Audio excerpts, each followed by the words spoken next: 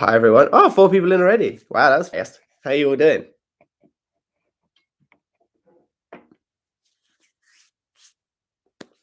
Awkward silence while we wait.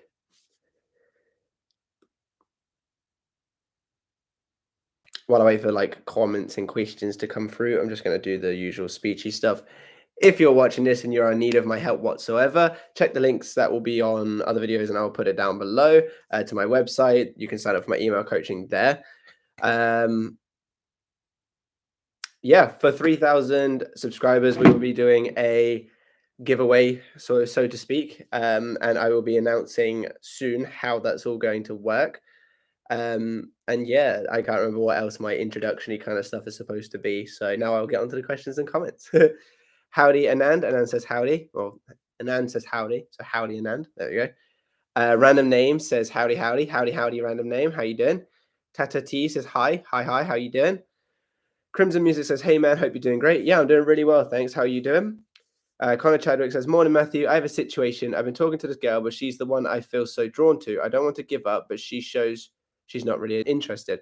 Okay, so if you're honest with yourself, do you feel like you're overstepping? Not in like a 3D sense, but in your mind. Do you feel like you've put her on a pedestal too much and forgotten your place on this pedestal? Have you forgotten that you're the prize and not her? Not in a way of obviously like put her down. That's not what I mean whatsoever. But have you forgotten that you're the prize? You're the catch. You're the one that's loved. You're the one that's chased. And are you finding that you're doing too much of that yourself, and therefore she's the mental energy is placed more on I've got to chase her, and therefore she's not chasing you? So ask yourself honestly. Just a little disclaimer, I'm a little bit ill. I've been ill for a couple of weeks now, actually, to be fair. I don't know if you would have noticed from the videos like that I sound a bit nasally and gross. So yeah, apologies. Dev says the goat. How? Yeah, I know what the goat means. The goat means like the greatest of all time. It's such a weird like statement, isn't it, to call someone a goat? But thanks for that, Dev. I appreciate that. Crimson Music says doing all right. Well, that's good. How can we get the doing all right to like doing great? Because we want to all be living great lives and all showing up to these live streams with the best things to report. Missy B says, hey Matt, howdy, howdy, Missy. You okay?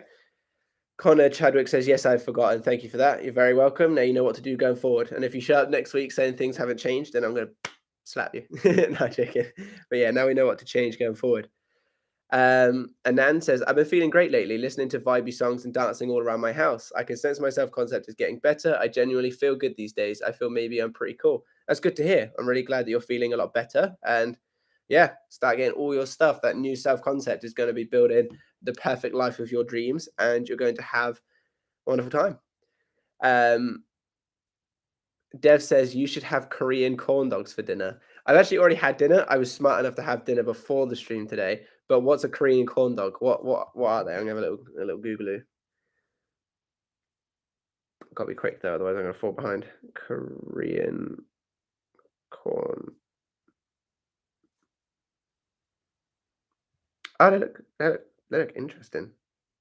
Hot dogs, rice cakes, fish cakes, and mozzarella cheese coated in batter. Sounds interesting, but I feel like it's super sickly. Like too much cheese, I find. I'm just like, oof. But maybe one day I'll try it.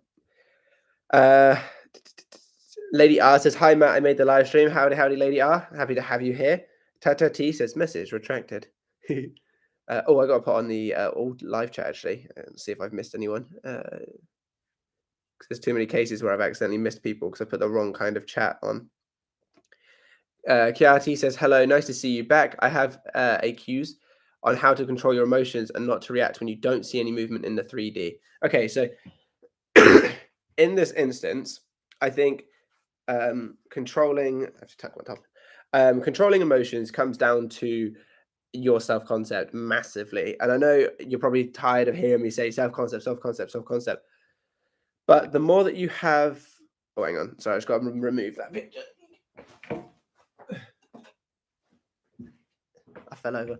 The more you see yourself as like this amazing person, the more that you see yourself as calm, collected, as making progress in life, you realize that in comparison, the little things actually mean very little. Now, I know to you, no movement in the 3D might be a big thing, but in the grand scheme of things, no movement in the 3D really means very little, because it doesn't mean that your manifestation isn't happening, because we know that there's always movement. And it also doesn't mean that you're not creating a new reality. Your current 4D, so your current thoughts and assumptions, creates your future's 3D. So anything that you're thinking right now changes the future into what you want. So if things are happening right now, this is just old thoughts. So if you're not seeing any visible movement in the grand scheme of law of assumption and just the world in general, it means very little.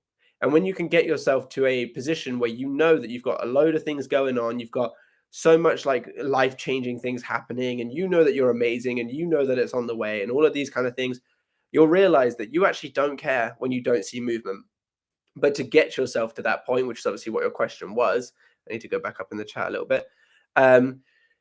Controlling your emotions. So when you find that you are looking and seeing no movement and you feel a little bit like iffy about it, just take a couple of breaths, a couple of deep breaths, center yourself, put your hand on your heart if you need to, anything that makes you feel comforted, and just bring yourself to the current moment and just allow yourself to take a step back. Then remind yourself that your current thoughts create your future's reality. So your current reality must be your previous thoughts. So if anything that you're experiencing right now isn't desirable, you know that you're not creating that in this moment unless you over focus on it. And then you can then move on to dwelling in the end of already having your life the way that you want it. Or if you don't feel like doing that, you feel like there's too much resistance there, you can just put your attention on something else. You can literally just shift your attention. Literally say to yourself, don't think of a pink elephant, and a pink elephant will come to mind. That's like a very good way. That's the best way that I've found in order to not worry about seeing any movement. Missy B says, I'm good, thank you. Hope you are too. I'm actually very good. Thank you very much. I had a very good vocal lesson with someone that I put in the community tab earlier, Bronson Blake, because obviously I'm in a band, but as I say to all of you, there's always improvements to be made. So I've gone to someone that is better at vocals than I am to see if I can get any help from them. And lo and behold, literally our session was only 45 minutes long, and immediately an improvement. He helped me like notice something that I was doing that is kind of something I shouldn't be doing. And yeah, amazing. Already making progress. So I'm super excited about that. So yeah, I'm actually doing really good, really hyped up. Aniket says, hey, Matt, I know that there isn't something like the perfect routine, but what according to you is an ideal routine for an average person?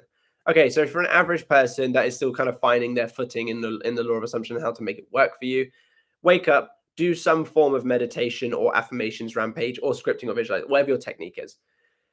Reason being, you want to start your day the way that you intend to go on. So if you open up the day with some affirmations about your self-concept and how amazing you are, you can then go ahead in the rest of the day feeling amazing. Or if you want some sort of movement with your specific person or whatever.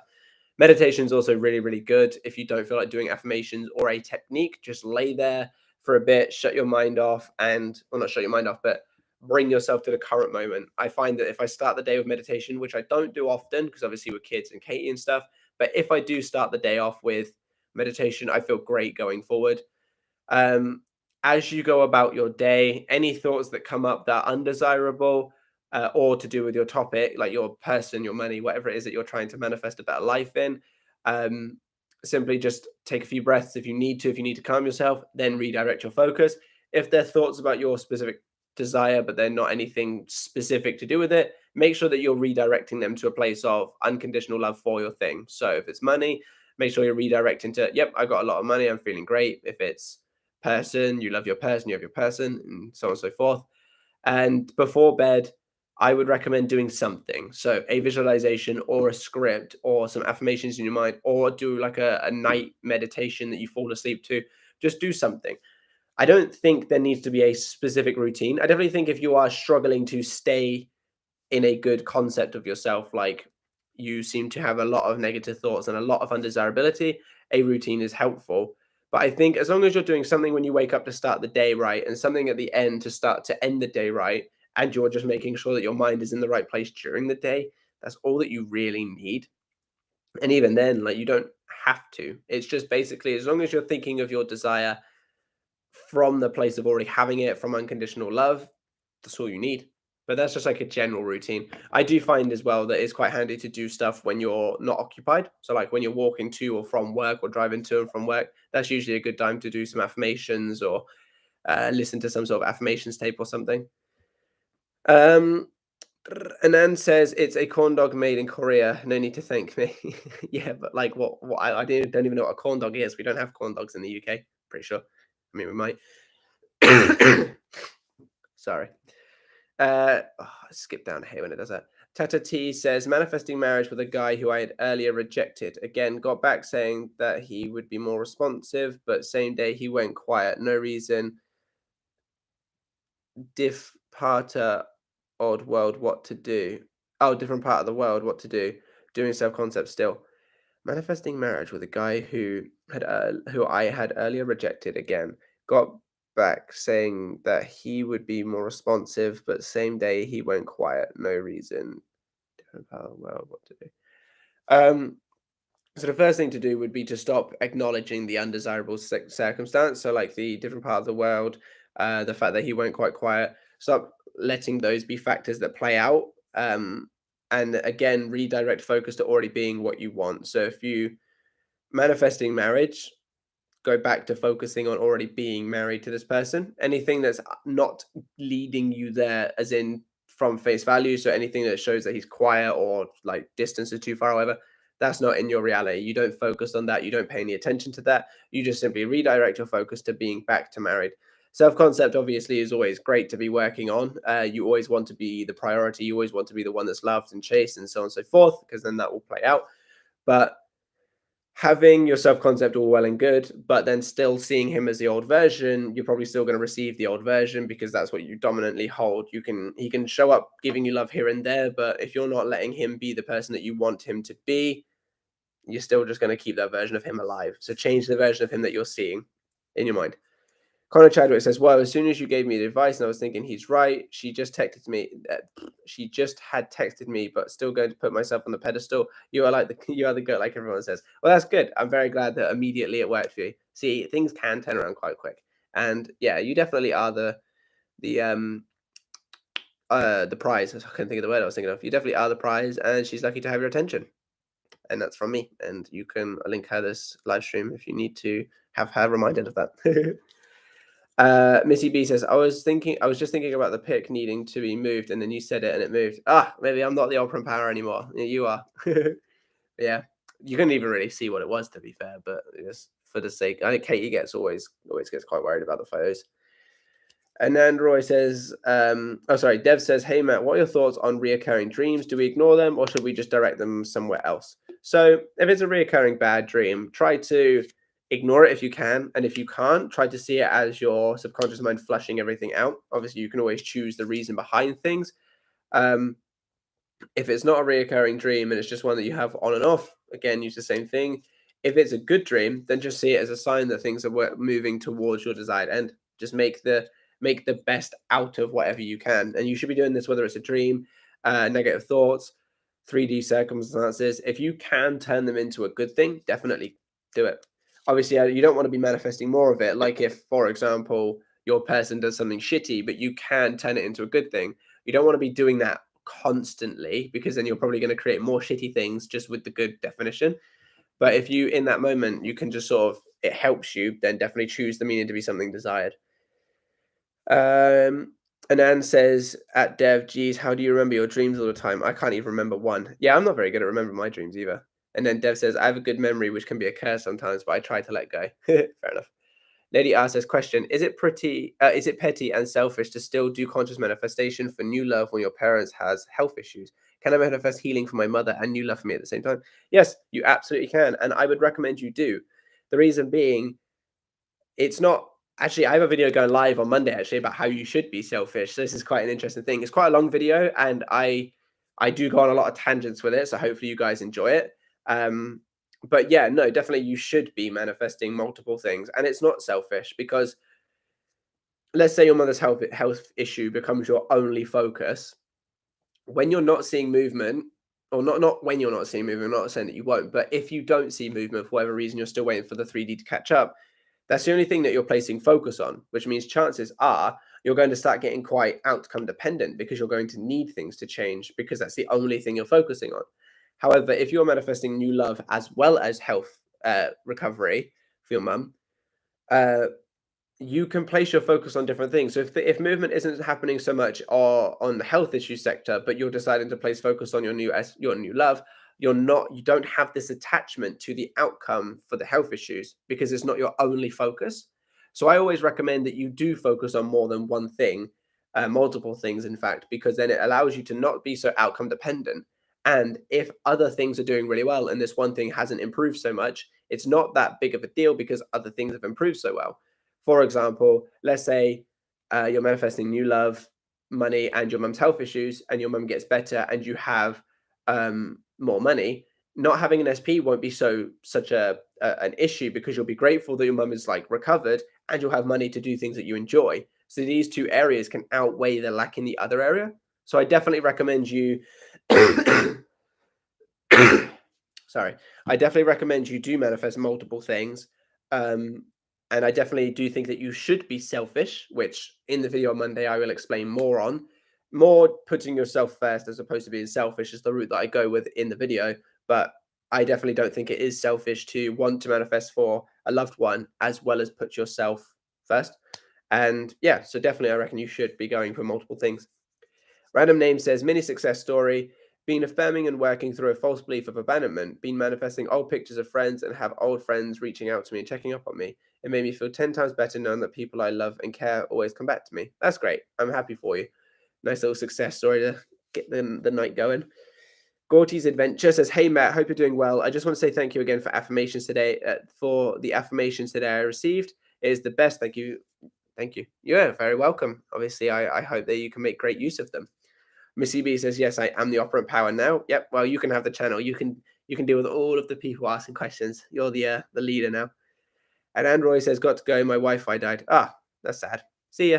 Have a good night. I think it's not. Yeah, you're really late, aren't you? It's like 1 in the morning or something for you, or midnight or something. Dev says, oh no, an end. And then Missy B says, at an end. I will affirm for your Wi-Fi to work.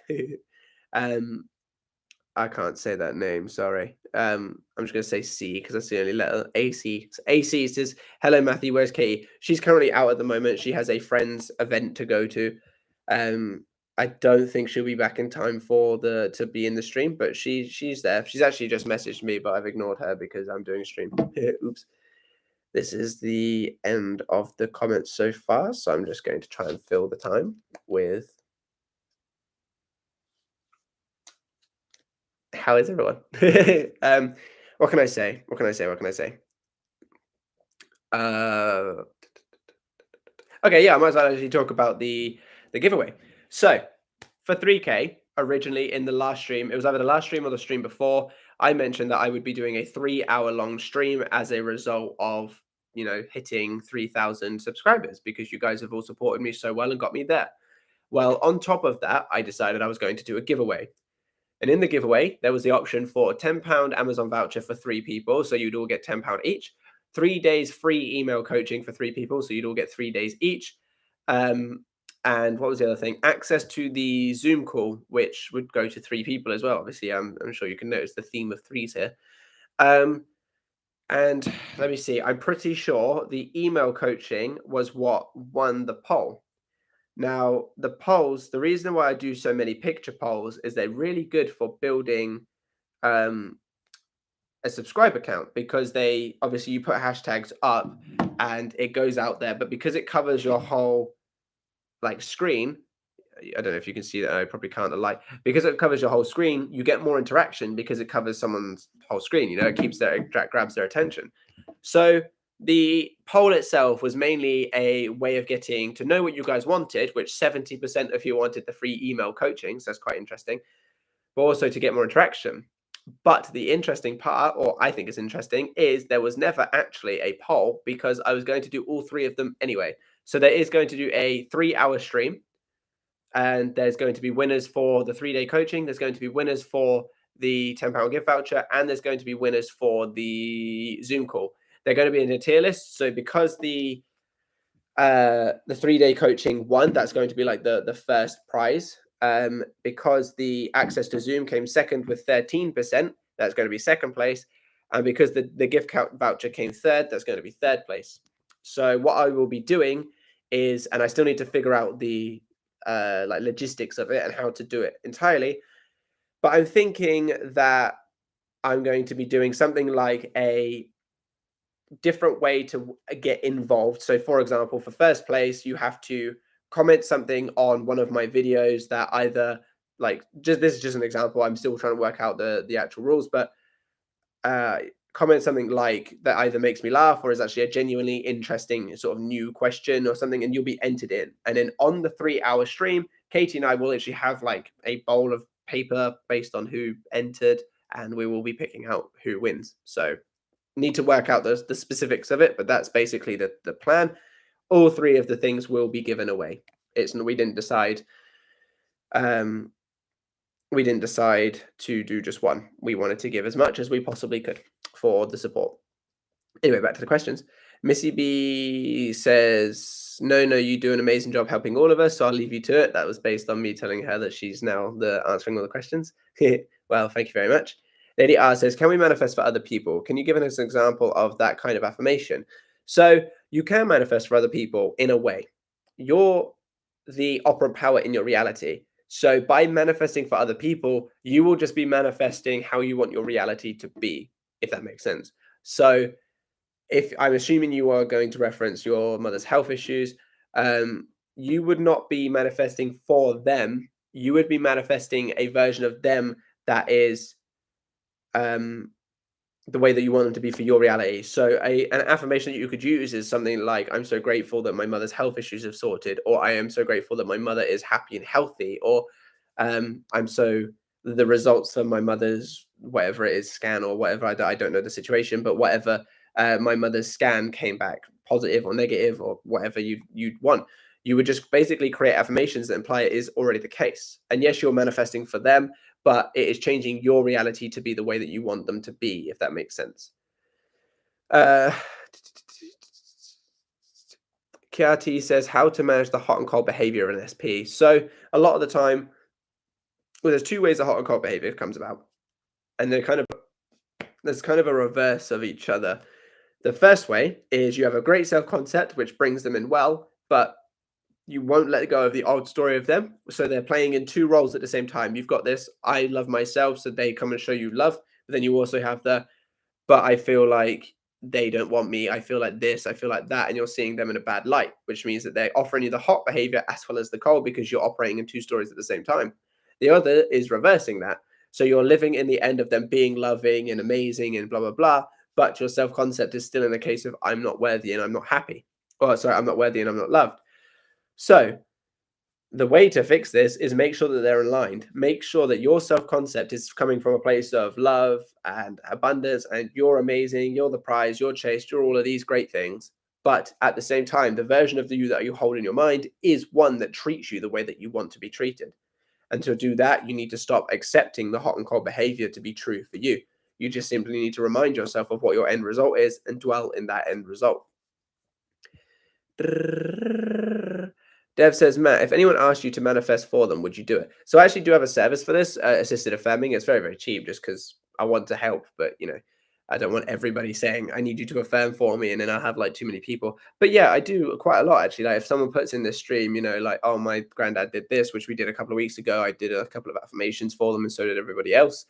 Um, all of my clients and stuff that I do affirm that they have success.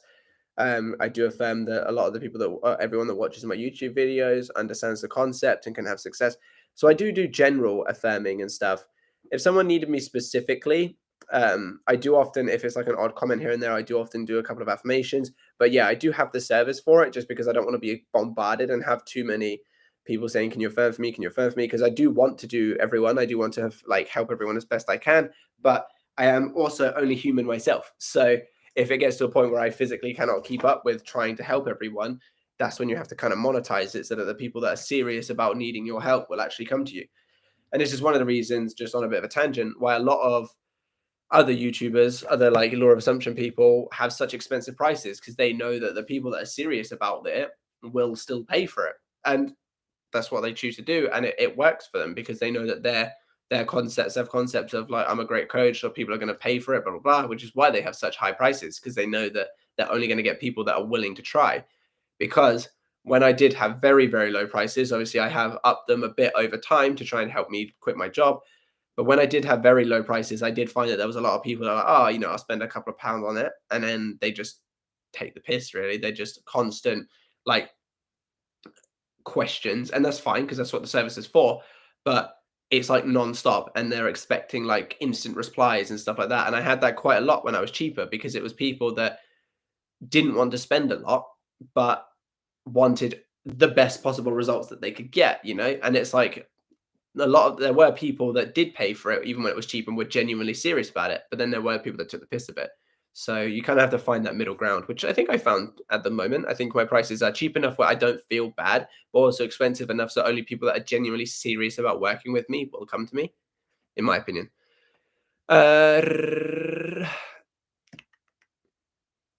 AC says, "How did you figure out manifesting at such a good level? I remember you said you never read any books about law of assumption. How did you get such confidence in your power? Just curious." So, a little bit of backstory. Started in the law of attraction, probably about 2 or 3 years ago now. Didn't really, I got some successes, but not a lot. I didn't get the big thing that I was trying to manifest, and I know why. Looking back, I know why. And I basically gave up for a bit. And then when I tried again, probably about 6 to 9 months after that, I got involved in the law of assumption. I found a channel called Unseen Seraph. I don't watch them anymore, so I don't know what their channel is like now. But at the time, it was really helpful. And I've always been a very much go-getter, which is why a lot of my videos incorporate a lot of self-improvement stuff as well as the law. I know a lot of other law of assumption channels and law of attraction channels, they basically just say, sit there and wait for it. And yes, you can, but I like the idea of using that time effectively to do things, to build things, to create better things. So I've always been a go-getter. So because of that mentality of I've got to achieve everything, which I've always had even before I found the law of assumption, as soon as I found the law of assumption, I put everything into practice. Every technique, I was testing it to see if it worked for me. Every kind of I was catching every single thought that I possibly could, and I really like dug deep in it and I really dived in. So because I was constantly actually testing it and working on it, and yes, I was watching a lot of videos, but I didn't fall into the LOA loop that a lot of people do where they watch a video, they test it for like 10 minutes, and then they're like, I don't know if it's going to work. Let me watch the next one. A lot of the people that, especially new people to a law of assumption who have just lost their specific people, that's very much the loop they fall into.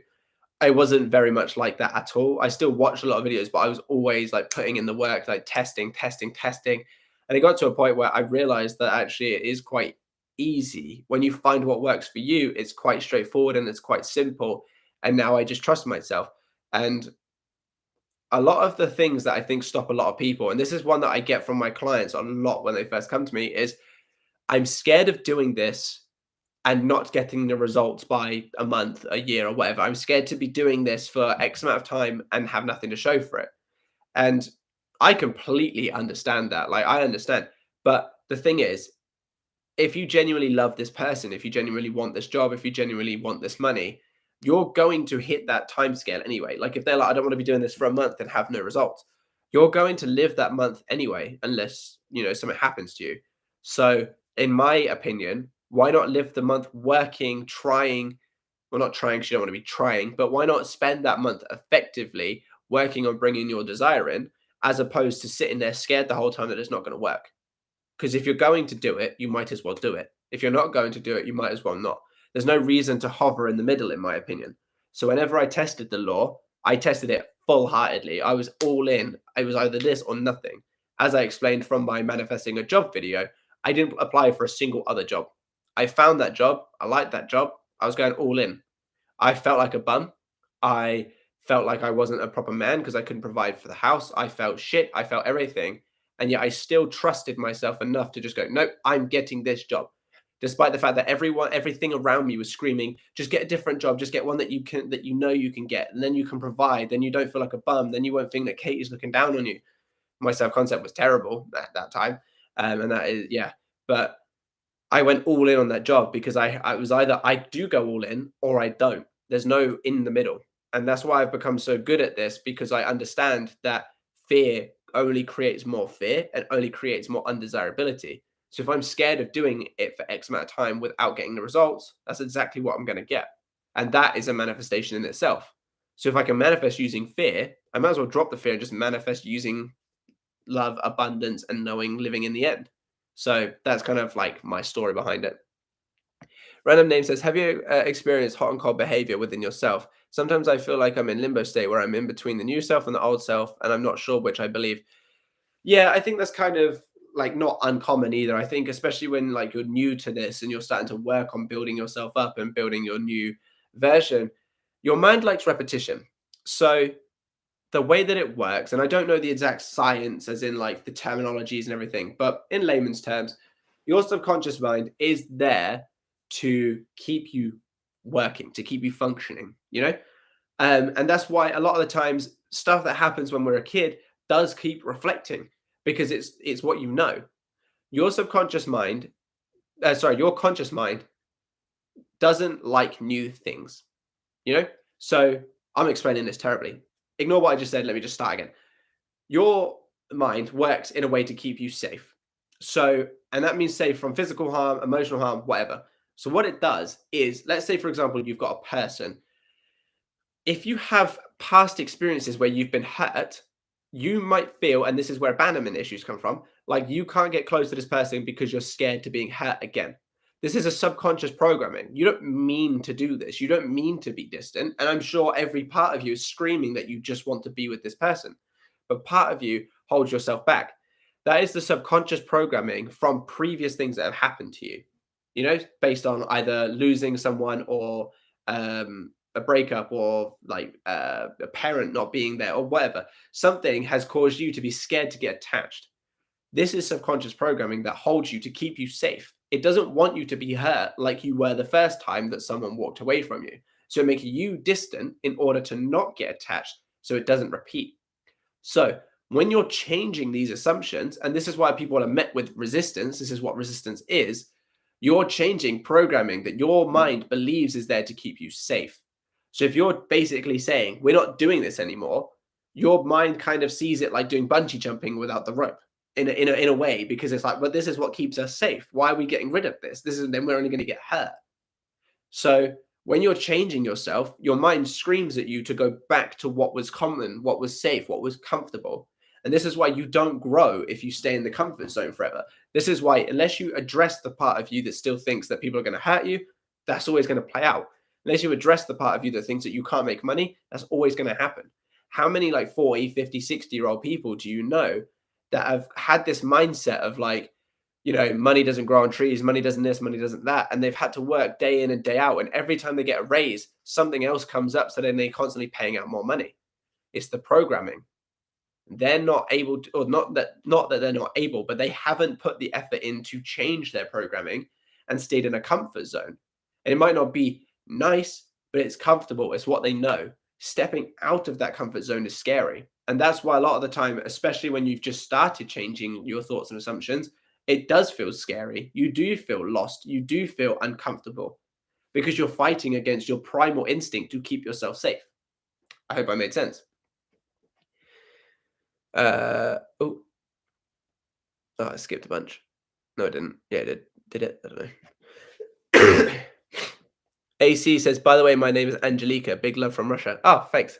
No, I just say, is that how you spell Angelica in Russia? I mean, it makes sense now. I'm looking at it. I can sort of see the similarities. That's cool. All right, Angelica.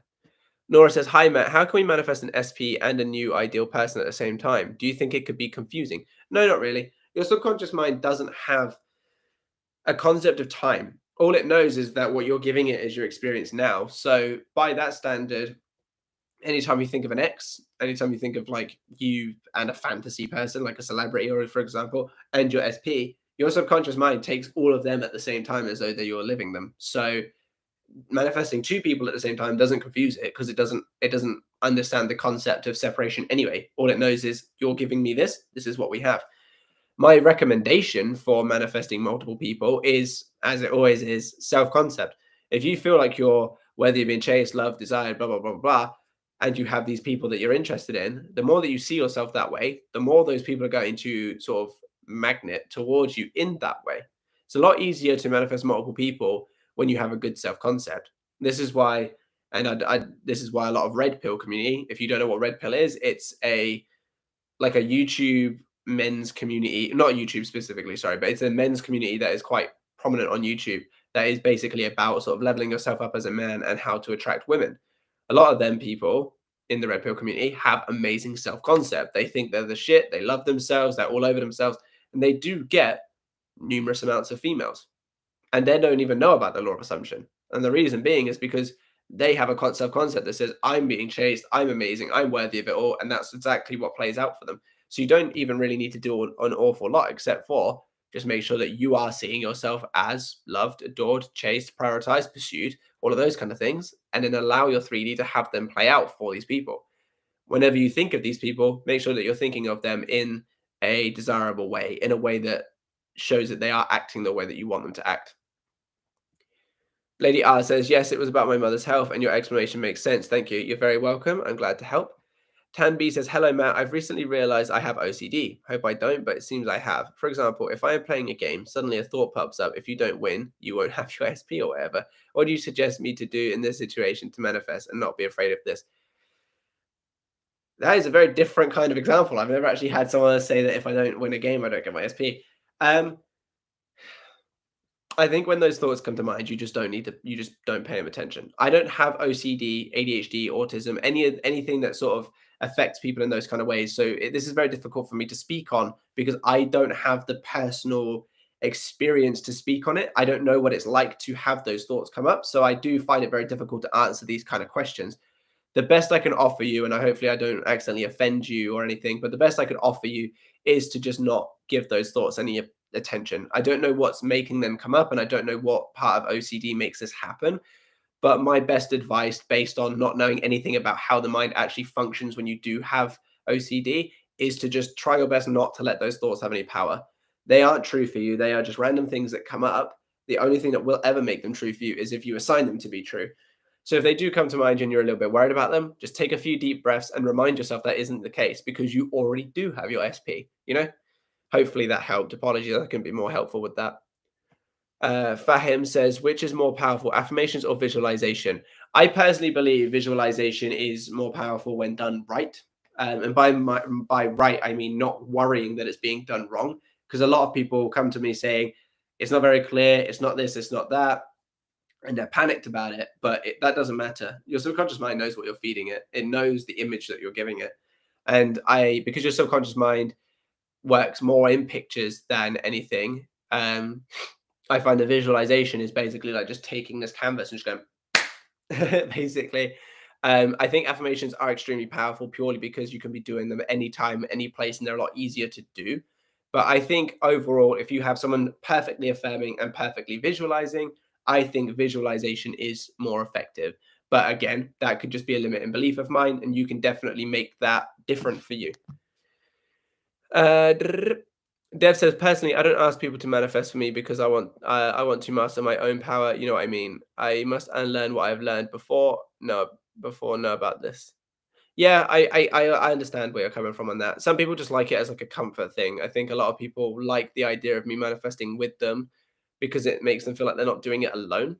And I know a lot of people want to know that they're doing it right. And if they have someone who they look up to in this field manifesting with or for them, they feel like it's being done right.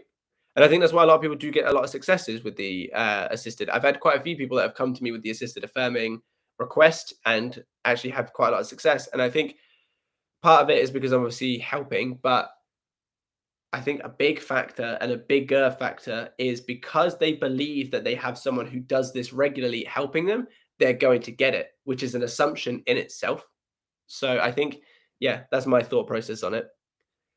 M says, hello, manifested a brand new SP and we are so in love, but it's long distance. What are some thoughts and affirmations so he doesn't lose enthusiasm? Thank you.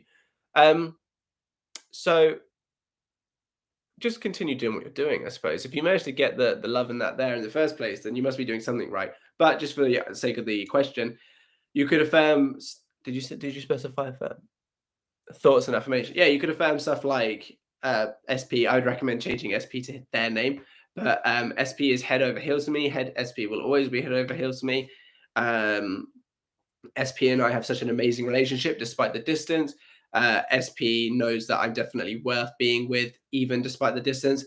stuff like that. I wouldn't even really acknowledge the distance, to be honest. I would just still affirm the normal stuff, like SP and I have such an amazing relationship. SP and I are deeply in love. SP and I communicate amazingly as partner, boyfriend, girlfriend, husband, wife, whatever you want to refer to it as, and just the normal affirmations.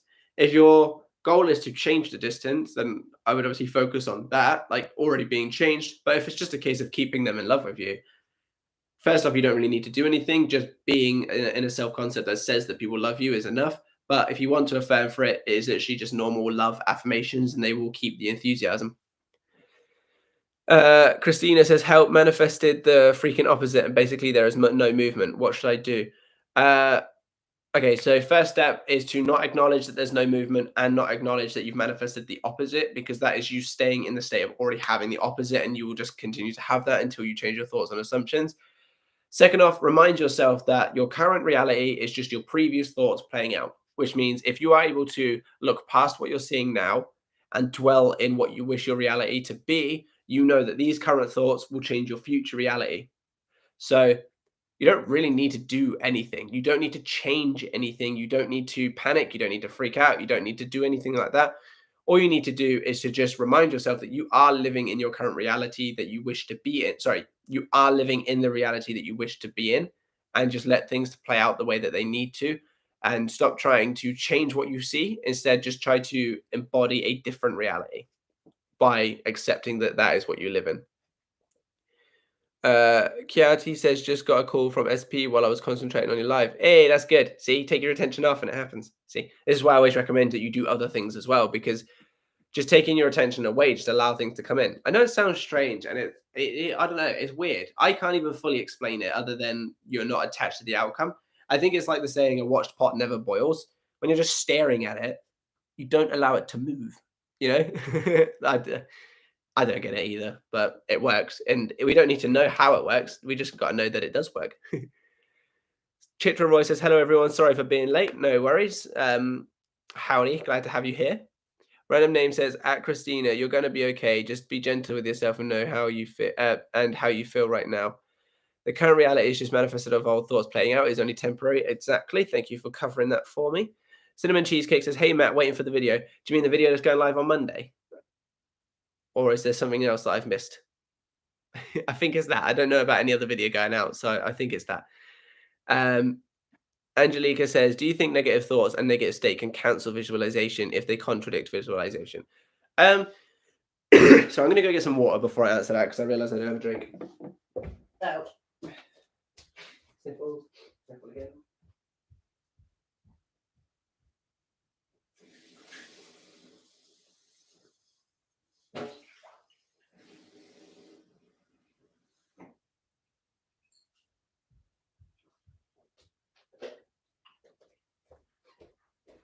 I need to get a new setup. I need to that's just not my normal sofa. I need to get something that's nicer.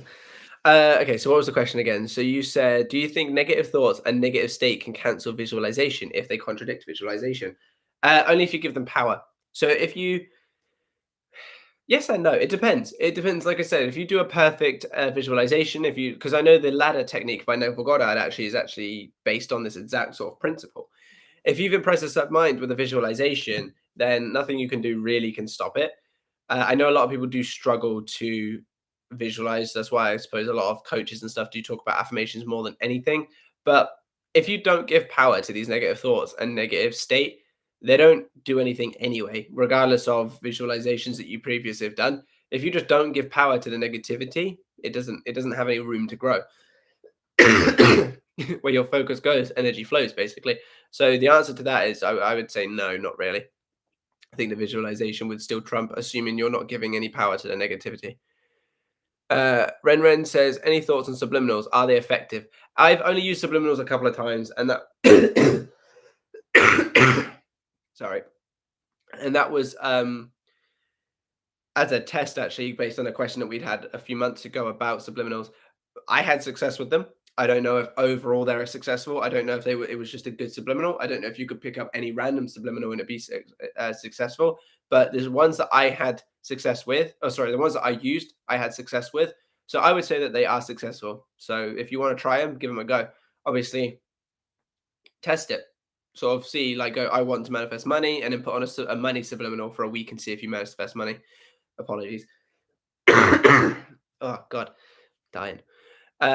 Christina says, thank you, Matt, and random name. You're welcome. Cinnamon Cheesecake says, the manifest your girl back. We had to talk about it. Damn, you forgot.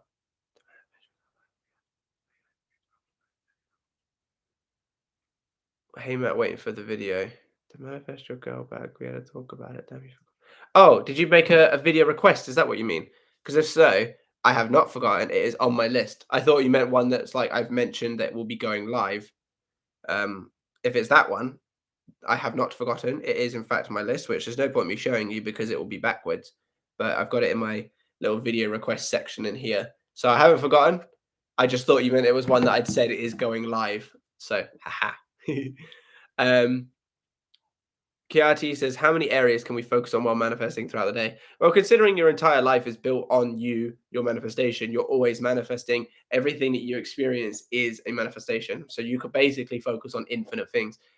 I think to stop yourself from getting overwhelmed, maybe just stick to anywhere between sort of 3 and 5, but you can have as many as you want. Anytime you think of something, just make sure that you're thinking of it to be the way that you want. So if you think of your house, you could think about it like as if you're going back to a dream house. You think about your person, you could think about them being the way that you want them to be, or like in the relationship with you. If it's money, you could think about having money. If it's like, I don't know, a bed sheet, you could think about already having the bed sheets that you would like.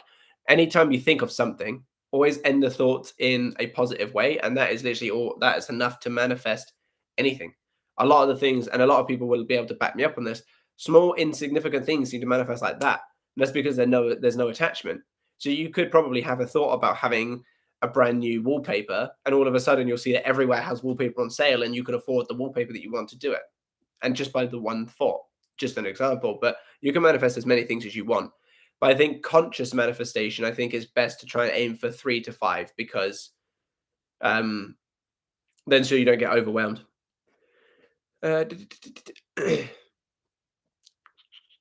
Missy B says, Matt, can you please give me some affirmations for my folks accepting my SP that mix with my self-concept? Thank you.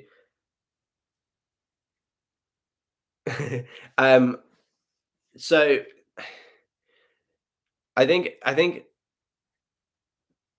accepting my SP. I think if you're trying to mix self-concept, because I could give you affirmations for that, but you're saying, but that mix with my self-concept. So trying to mix that, you could probably go with something like, um, of course, my family accepts my boyfriend because I only make good decisions in men.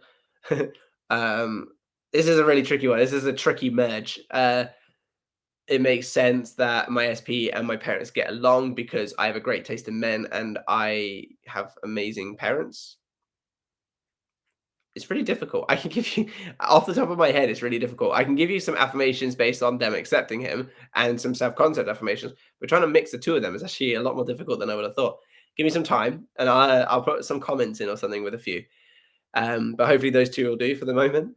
Layla says, how do we know if we are in the bridge of events or doing it wrong? So doing it wrong is actively thinking of the old story or negative thoughts and giving into them. That's the only way that you could be doing it wrong. If you're literally just thinking of your desire and then making sure that you're ending the thoughts with the way that you wish them to be, you're doing it right. And it's just a case of persisting in that more dominantly than you're doing it wrong, if that makes sense. And you just stay true to doing that. You don't need to know whether you're in the bridge of incidents. Not in like I understand it would be more helpful, but it doesn't really matter whether you're in the bridge of incidents or not. You should be continuing to focus on already having your desire, bringing it to mind, reliving in it, dwelling in it, whatever you want to refer to it as, until your desire comes in. Persist until it hardens into fact, which is obviously one of Neville's terms. Because if you're in the bridge of incidents, yes, that probably means that you're getting your desire and you can just take your foot off the pedal. But why risk it?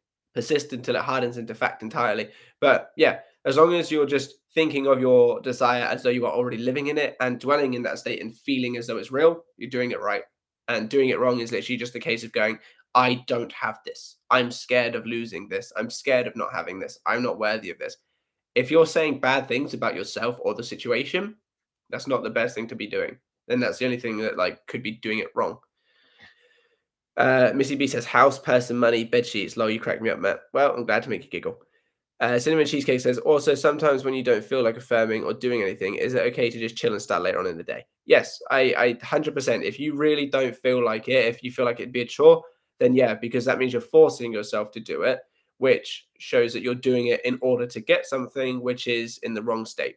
It should be natural to you. It should be feel good. It should be like, obviously, I understand that there's going to be an element to I've got to do my affirmations to get my thing. But if you're having to actively force yourself because you don't feel like it, you're not coming from the right state, and it's just pointless to do them anyway. You might as well just take your mind off and let the previous affirmations that you've done kind of get to work, you know? Missy B says, thank you. You're very welcome. Cinnamon Cheesecake says, how did you push yourself to persist on days you felt like giving up? I don't have a give up mentality. I there's very little that I give up on, and that's just kind of the way that I brought myself up. Because I went into care, and then I've been independent since 16. Everything that I've experienced from 16 onwards has always been me. I wanted something, I had to work for it. I didn't like something, I had to make the change. I liked something, I had to go get it. So I've kind of grown up or taught myself to have a you just got to go get it sort of mind mentality. Sometimes it is hard. Like, sometimes it is hard to just get up and go even when you don't feel like it, and that's why I schedule my days in the morning or late the evening before. I'll get a to-do list together, and then I'll be like, 7 a.m. do this, 8 a.m. do this, 9 a.m. do this, and I will schedule my day out, and I find that it's a lot easier to do, like, the things that I don't wanna do when I see how little time they actually take. Because when you think about it, like, let's say, for example, that I needed to like wash up and sweep and hoover and do the washing and make beds and stuff. That sounds like a lot. And when you list it out, it's like, oh God, like that's going to take me ages. But if I was to schedule it out and be like, okay, so it takes me 5 minutes, not even that, to put in the washing, and then it takes like 10 minutes to put out the washing, and then so that's 15 minutes. And then the washing up might take 20 minutes, and then the bed sheets might only take 10 minutes, and then I can't remember what else I made. But I could fit all of that in a 2 hour time slot. So if I schedule it out and give myself 2 hours to do that, I realize that, oh, between 10 and 11, sorry, 10 and 12, I can get all of my chores done. And then it doesn't feel so scary for me. It doesn't feel so much like, oh, this is going to be an absolute graft. And then 9 times out of 10, you actually do it quicker than you think you will.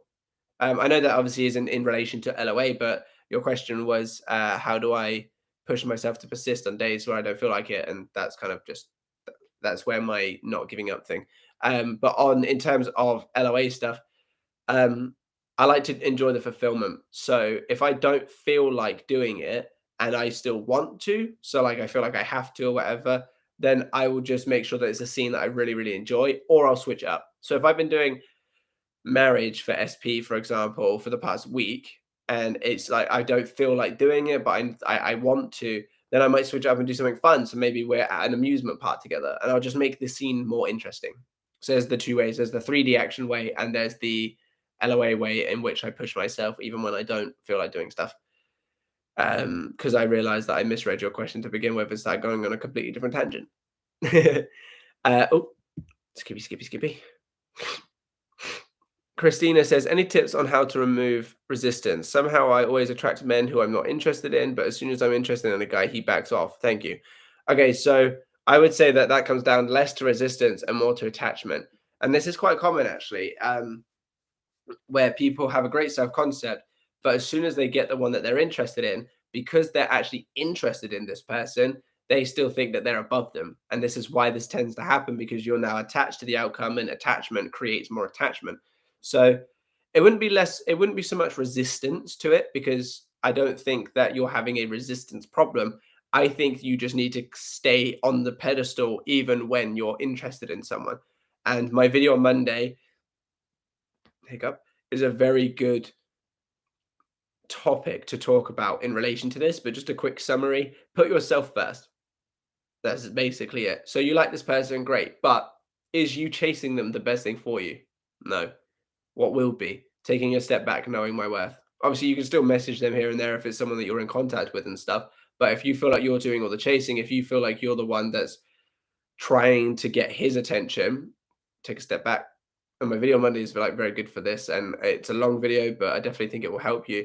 Um, but yeah, I don't think you've got a resistance problem. I just think that you've got a self-concept kind of let's go kind of problem. And I understand entirely, I've been there, but yeah, you got to remember that you're the prize. And even when you're dealing with him, deal with him in a way that entails to you that you are still the prize. So of course we're meeting.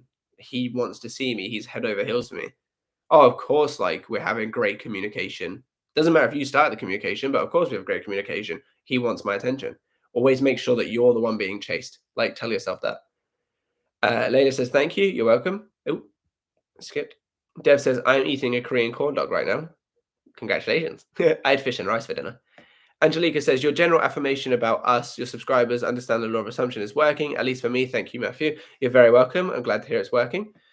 Dumpling Juice says, Matt, I've been wanting to unfollow my SP for quite some time to avoid possibly getting triggered, but I feel like I'm gonna regret it. What should I do? Okay, so my opinion on this, and this kind of actually goes back to what I just said to the previous person. Is it best for you to have them? Are you getting triggered? Are you having your feelings hurt? Do you feel like you're putting the outcome above your current thoughts and assumptions and feelings? Because if so if you are still seeing things that upset you and stuff, you're putting them above you. You're saying, I'm worried that if I block you, I'm going to ruin my potential for manifestation, which just quickly, that's not going to happen because the universe makes it happen. But you're saying, I want this person in my life more than I want myself to be happy and to be okay. You're putting your feelings on the line under the idea that you might get this person. Now, obviously, I know the law of assumption you can get this person, but just for the sake of this argument, you're doing it for the chance that you might get this person back. So you're risking your own feelings. You're putting them above you, which is again pedestalizing this person. This person being in my life means more to me than me being happy and being able to go about my life and checking social media without having my feelings hurt or without seeing things that hurt me. So if right now you're putting them above you by keeping them and you are hurting yourself by doing so, I would recommend removing them, unblocking, blocking them, unfollowing, whatever you want to do. If it's not doing anything and you're more just scared that you're going to see something, I would address the fear more than the actual idea of blocking them. Because if so far nothing's happened and you're just like, oh, I'm scared that I'm going to see something that I don't want to see, then try and address that side of you instead. Hopefully that helps.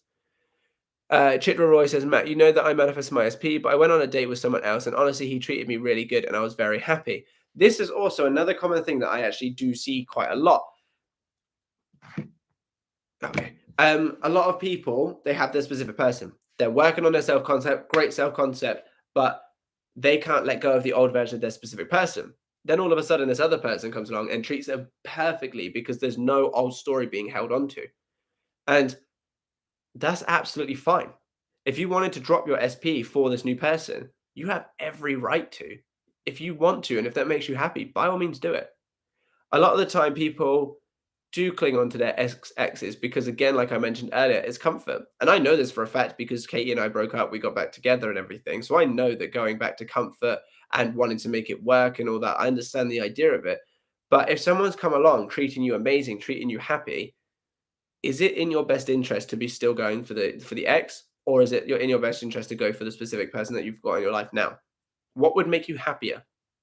Because it's okay to let go.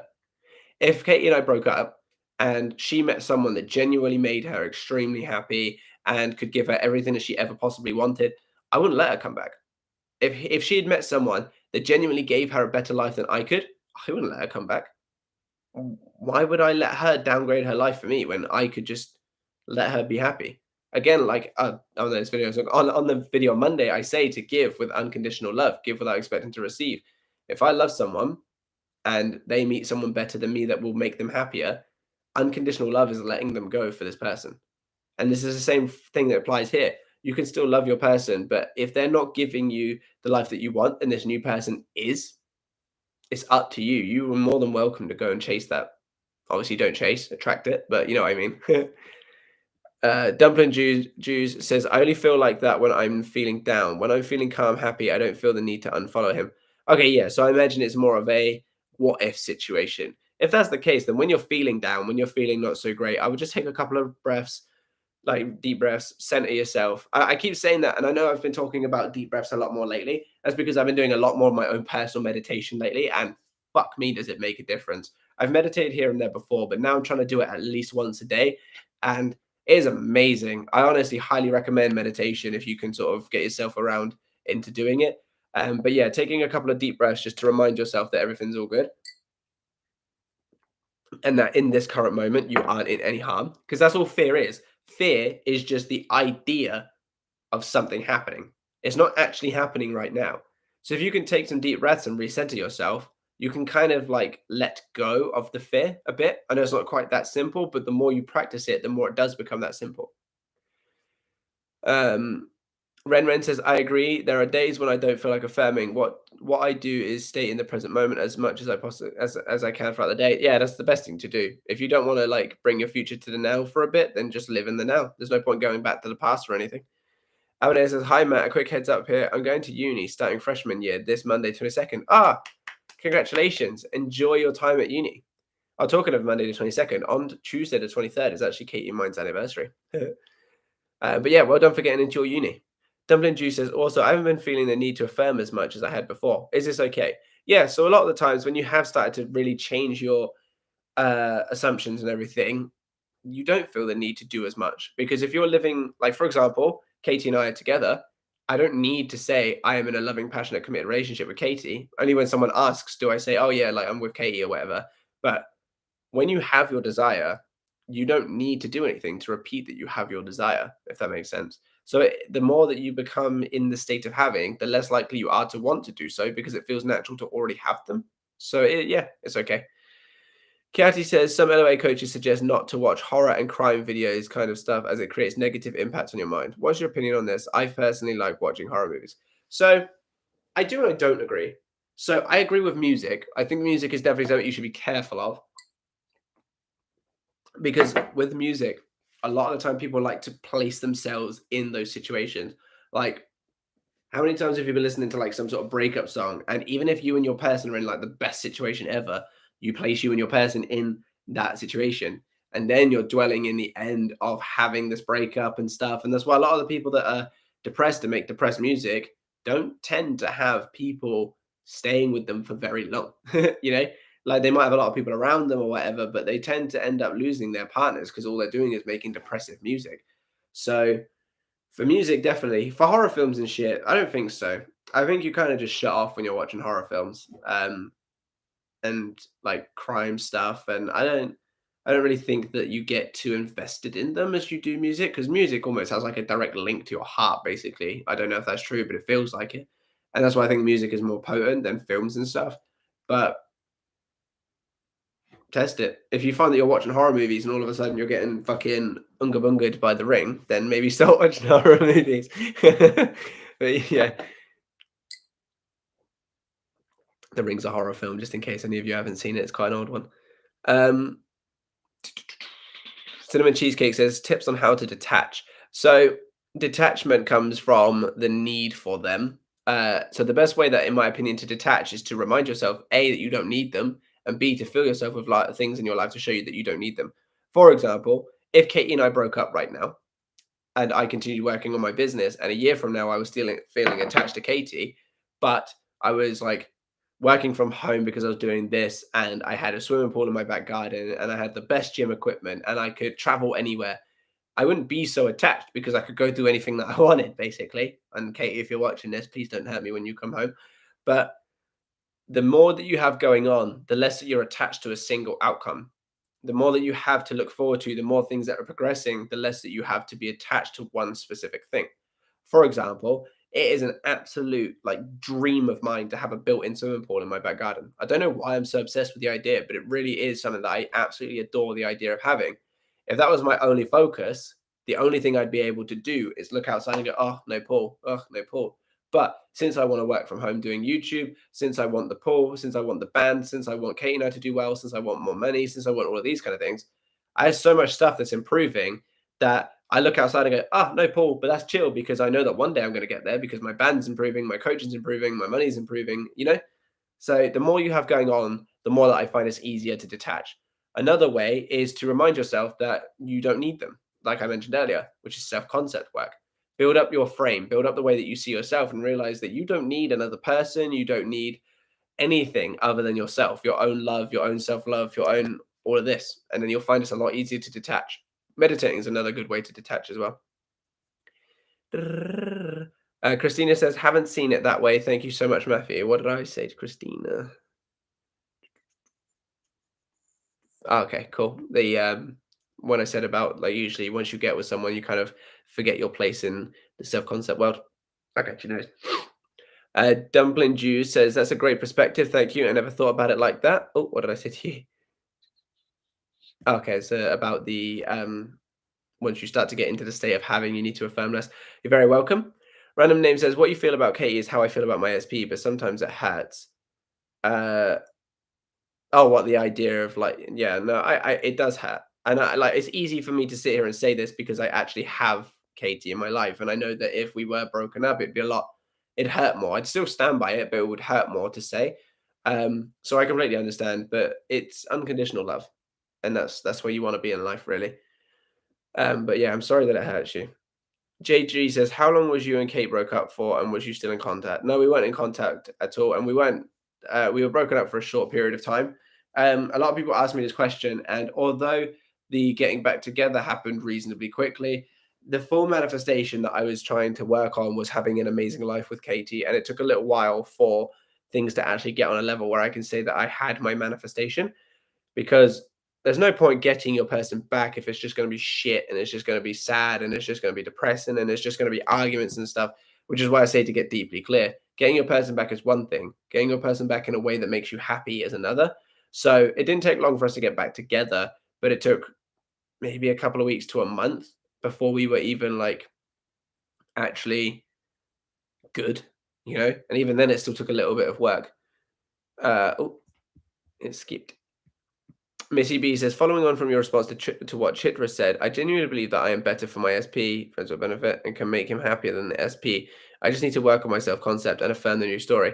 Yeah, and you really, really need to let go of the 3P. I understand that obviously you need to say it in order to let me know what's going on, but the vast majority of your comments are still talking about the third party. And I already know the third party's in your situation, or was in your situation if we're talking in past tense. I already know about it, so you don't need to keep rehashing it, which makes me wonder if you're letting go of the third party enough. I definitely think you need to do some more work on trying to remove the third party from your attention. And by comparing yourself, saying, I genuinely believe I am better for my SP. And again, you refer to them as friends with benefits. So you're still reaffirming that you're not their person. Does that make sense? And can make them happier than 3P, sorry. You're in competition. You're comparing yourself to this person when they shouldn't even be in your awareness whatsoever. Chitra Roy says, yeah, I know. And when I was on Valentine's trip with my SP, I was listening to a song, I Love You, I Hate You, continuously focusing on our situation. And even after he said I'm his wife, he loves me that day. But a few days after, everything got fucked up. Yeah, music can really make a difference. I've had to stop listening to like breakup music and stuff because I quite liked a lot of XXX Tentacion's like sad stuff. But I noticed that when I was listening to it, Katie and I would get a very like awkward and uncomfortable. So I had to just stop. Abanea says, I just completed watching a legal drama, Extraordinary Attorney, woo, and I'm bawling my eyes out because one clip from last episode just spoke to me deep within. I'll send you the clip if you don't plan to watch the drama. I actually don't watch all that much anyway. At the moment, I'm watching Moon Knight and the last of Stranger Things. We're on the last episode of Stranger Things, so please shh. I already know a big chunk of what's happening because people just can't help themselves but put it up on Facebook as soon as it goes live, as soon as like the season comes out. But yeah, I'm currently watching Moon Knight and Stranger Things. But yeah, other than that, I don't really watch all that much to be honest. Crimson Music says horror movies and games are my favorite. I refuse to believe they're bad for me. Avoiding sad music is a must. Music can ruin your mood so quickly. Yeah, absolutely. I'm under the same sort of. I mean, I don't really play horror games, but mainly just because there's none that interest me. When new ones come out, I do like all the Dark Pictures anthology games. I played The Quarry the other day. I've done stuff like Outlast and all that lot, but there's just no games at the moment that are particularly interesting to me, to be honest. But yeah, no, music is deadly. Abanea says, oh no, I already read that one. Chidroy says, at Abanea, I'm watching the last few episodes of that drama these days. And then Abanea responds, yes. And then Abanea also says, that clip when they go back, that car scene. Okay. They're having a nice little chat about the drama. Dev says, I hate when my friends listen to sad breakup songs. Ugh, so fucking annoying. Yeah, yeah. My one of my friends, Tristan, used to like to listen to Stormzy. Now I know it's not a breakup, but he used to piss me right off. I fucking hate Stormzy. No, I don't care. if any of you are Stormzy fans, yeah, I think he's awful. And he always used to play it whenever we got in the car, and it was like, oh, this again. um, Random name says I had to cut 90% of my playlist when consciously manifesting. Anyone know of metal bands with happy love songs? Metal band with a happy love song? I don't think they exist. um, I can't really give you any metal bands with happy love songs, but I can give you metal bands that I'm listening to at the moment, if just in case you're interested. I'm liking Motionless and White at the moment. Borders is a band that is quite a small, or not quite a small band, but not like mainstream sort of band. And I saw them a couple of weeks ago, and I actually did a vocal coaching lesson with the lead vocalist on Monday, I think it was, which was super cool. So Borders, Motionless and White. I'm a big Attila fan. I'm a big Aversion's Crown fan. I'm a big Lorna Shore fan. So there's some metal bands that I like to listen to, just in case you're interested. Christina says, "Lol, stop listening to Adele." Oh, that's a good idea. She's very sad. Missy B says, "Oh dear, it seems I'm not able to grasp this." Don't be sad. It's okay. It's all a learning curve. Basically, just let go of the third party. Stop referring to him as friends with benefits. If you don't want to refer to him as your boyfriend in the comments, that's fine. Just say my SP, because my SP, my specific person, still implies that he's yours. However, when you refer to him as your friends with benefits, you're still referring to him as that which you don't want him to be. Unless you want him to be your friends with benefits, then it's fine. But you don't need to put in brackets friends with benefits, because we know that he's your person, so it's all good. But yeah, just let go of the third party. Stop trying to compare yourself to them. Stop trying to say that you're better for your person than them. Just say that you're the best person for your specific person. You don't need to say I'm better than third party for the specific person, because that's putting your attention on the third party, which is keeping them in your reality. All you want to do, remove anything undesirable from your awareness. And whenever you refer to him, if you don't want to refer to him as your partner in the comments, that's fine. Just say my specific person. But whenever you think of him, try to think of him as your boyfriend, not as your friends with benefit. And it's that's all you got to do. But you'll get there. It's all good. Jen Madek says, tips to help make SP express his true feelings for me. I know he is just suppressing them. He is a shy, nervous. Sorry. Can I mute myself for a second?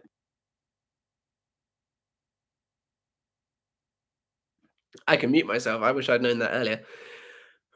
Okay, so I think you got the answer to your question right there. At the end, you say he is shy, nervous. You're referring to him as shy, nervous. You're holding a version of him in your mind that says that he is shy and nervous and won't express his feelings. So change the narrative that you're holding to him. Change the script that you've provided to say that he is expressive of his feelings. He is confident in showing you his feelings. He shows you his feelings and loves how him showing his feelings makes you feel. Change the version of him that you're seeing so that he's not shy, nervous. He's very expressive of how he feels. Dion Tyler says, "Hey, Matt. Hey, Tyler. Hey, Dion, sorry." Missy B says, "Thank you for explaining. You're very welcome." Hi says, "I'm really happy because I'm finally at a point where affirming feels supernatural for me. I feel like I'm living in the end and I know the 3D will follow." Absolutely. And that's all you got to get to. That's the point. And then you just stay true to that. Christina says, "How should we talk about RSP with friends and family, etc., while manifesting them?"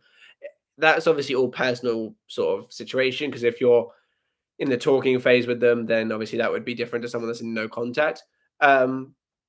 I often say that if you can avoid talking, it's probably worth it, just because you don't want to uh, either rehash the old story or have them question you, because, yeah, it's a pain in the ass. I would advise trying not to. If they go, "How are you?" and so, I often just say, "Yeah, things are good," and just leave it at that. Try your best not to talk about it, basically. Even Neville, in one of his lectures, said that you usually don't want to talk to people about what you're trying to manifest, just because there's no point. All the work's got to be done up here, so there's no reason to let it leave your mouth unless you're affirming, sort of thing. So that would be my recommendation. Jen Madek says, "Okay." Thank you. You're welcome.